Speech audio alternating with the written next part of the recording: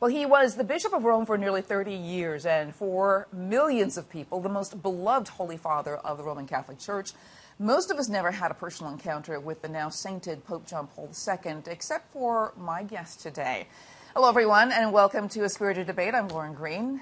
Writing a biography of Pope John Paul II is a tremendous task, but to be asked personally by the pontiff is an incredible honor. George Weigel is that man, and he's written a new book about the remarkable journey of his walk with John Paul II.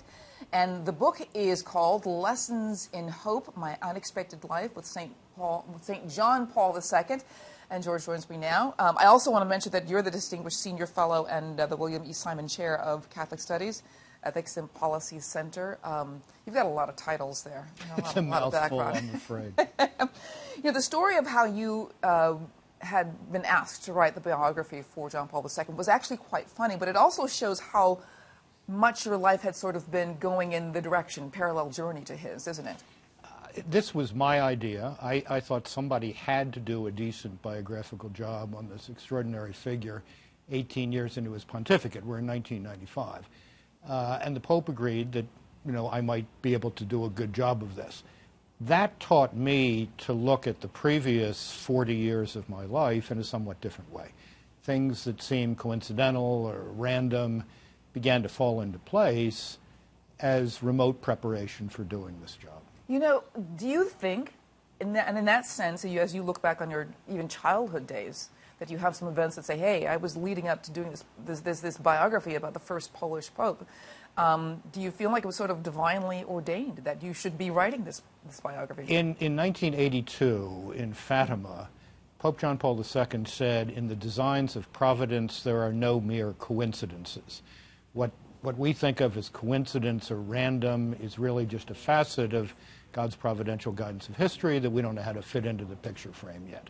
So yes, I think it was of some significance that in the third grade in Baltimore in 1960, we were praying all during Lent for the conversion of the communist dictator of Poland. That probably planted a little seed in my head that flowered 30-some years later. What was it like being in the inner circle, and I have to say inner circle, of John Paul II's life at the Vatican? I mean, you know him both as Karol Wojtyla, in terms of his past history, because you did all the information, the background on his life, but being in the inner circle, what was that like? It was remarkably normal, Lauren. People have this weird image of the Pope's apartment in the Vatican as some kind of, Renaissance bourgeois decadence. It's a middle-class Italian home. We had lunches and dinners there that were not all that different from anybody else eating in Rome at that time.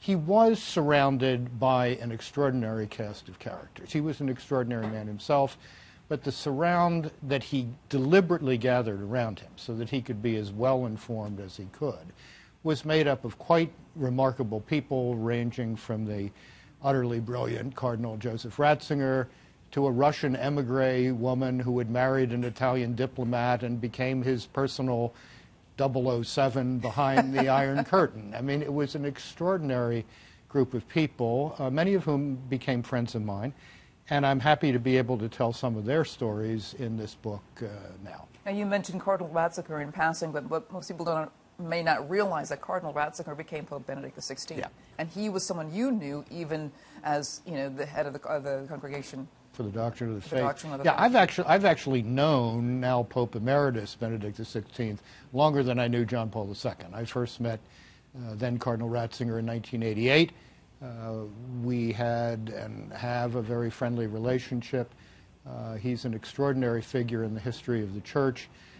He's probably the greatest papal preacher in 1,500 years. I think people will be reading his sermons and homilies 1,000 years from now. A great theologian, always an academician, but a great theologian. Just to end, what was John Paul's greatest accomplishment? Was it the fall of the Iron Curtain?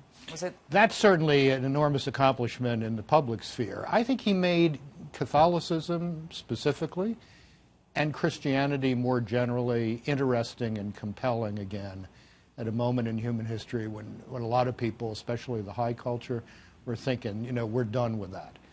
he made it interesting and compelling and fruitful and life-transforming again, and that's what a real apostle does. Wonderful. Well, the book is called Lessons in Hope, My Unexpected Life with St. John Paul II. Thank you, George Weigel, for being on A Spirited Debate. And I want to remind people that check out the podcast with George. We're going to dig it a little deeper into the book and the Catholic Church and where we are right now and how we're moving forward. All of those things. The podcast will be up probably in a week or so. But I want to thank you for being here. Thank you, Lauren. And I'm Lauren Green, and thanks for watching A Spirited Debate.